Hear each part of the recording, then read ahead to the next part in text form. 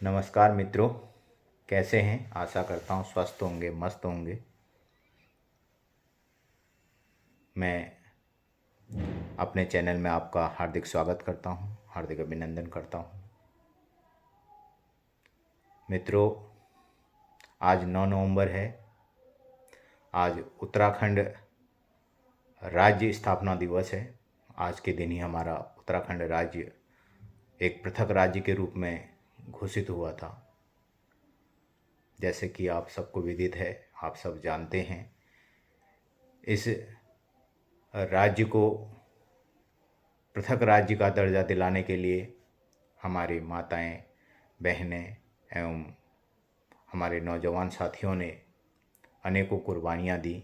यहाँ तक कि अपने जीवन की भी कुर्बानियाँ उनको देने पड़ी, तब जाके आज हमारा ये उत्तराखंड राज्य एक पृथक राज्य के रूप में घोषित हुआ। उन्हीं का ये परिश्रम है। तो उन राज्य आंदोलनकारियों को मैं पुनः नमन करता हूँ, सत सत नमन करता हूँ।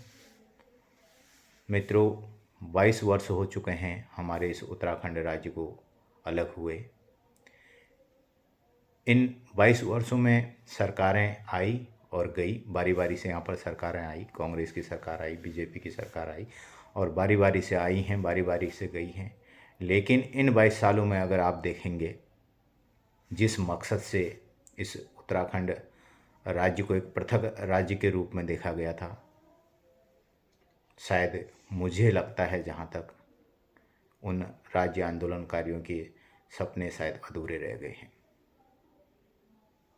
मेन मकसद था कि एक उत्तराखंड राज्य बनेगा, जो हमारा पहाड़ों का विकास नहीं हो पा रहा था वो होगा। अनेक सपने बुने थे हमारे नौजवान साथियों ने कि अगर हमारा राज्य पृथक होगा, हमारे राज्य में अनेकों रोजगार के अवसर प्राप्त होंगे। जो हमारे पहाड़ पलायन की ओर थे, काफ़ी कम पलायन था उस समय, किंतु उन पलायनों को रोकने के लिए भी एक पृथक राज्य की एक मांग उठी थी कि हमारे अपने राज्य में पहाड़ों में जो भी स्वरोजगार मिलेगा या छोटे लघु उद्योग खुलेंगे तो उनसे वहाँ का पलायन रुकेगा और वहीं लोगों को रोज़गार मिलेगा। लोग रोज़गार के साथ साथ वहाँ पर अपना जो खेती बाड़ी होती है, बुज़ुर्गों की जो थात थी, उसको भी करते रहेंगे। तो मित्रों, जहाँ तक मुझे उम्मीद है कि ये सपना शायद कहीं ना कहीं अधूरा रहा है। हम देखते हैं 22 सालों में उत्तराखंड में पहाड़ के पहाड़ बंजर हो गए, गांव के गांव बंजर हो गए, खेती बाड़ी बिल्कुल चौपट हो गई। उसका मुख्य कारण है पलायन। पलायन क्यों हुआ? क्योंकि वहाँ पर रोज़गार के साधन नहीं थे, जिस कारण वहाँ के नौजवान को रोज़गार के लिए बाहर आना पड़ा, अपने घर बार सब कुछ छोड़ना पड़ा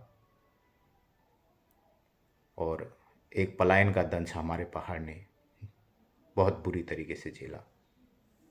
आज आप देखिए, गांव, घर, खेती बाड़ी सब बंजर हो गए हैं।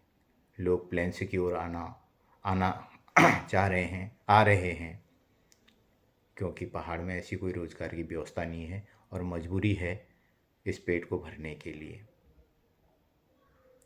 तो मित्रों, सरकार को सोचना चाहिए इन 22 सालों में कितना पलायन हुआ है, कितने गांव के गांव वीरान हो गए हैं, कितनी उपजाऊ भूमि बंजर हो गई है, उसका क्या कारण रहा, ये एक सोचनीय विषय है।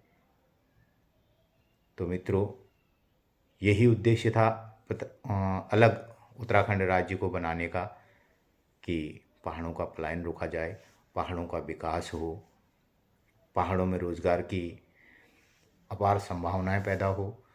लेकिन किसी भी सरकार ने इस चीज़ और ध्यान नहीं दिया। तो मित्रों, मैं पुनः सरकार से अनुरोध करना चाहता हूँ कि जो आज पलायन का दंश हमारे पहाड़ झेल रहे हैं, उनको अतिशीघ्र विराम देने की आवश्यकता है और इस गंभीर विषय पर सोचने की आवश्यकता है। कुछ नया प्लान करने की आवश्यकता है जिससे हमारे पहाड़ के पलायन को रोका जा सके और जो गांव घर बचे हैं उनको बचाया जा सके ताकि और पलायन ना हो। अगर सरकार टाइम से नहीं जागी तो एक दिन ये होगा कि पहाड़ के पहाड़ सुनसान हो जाएंगे। तो मैं पुनः आप सभी को उत्तराखंड राज्य स्थापना दिवस की हार्दिक शुभकामनाएं, हार्दिक बधाई देता हूं। इन्हीं शब्दों के साथ मैं अपने शब्दों को विराम देता हूं। जय भारत, जय उत्तराखंड, जय देवभूमि।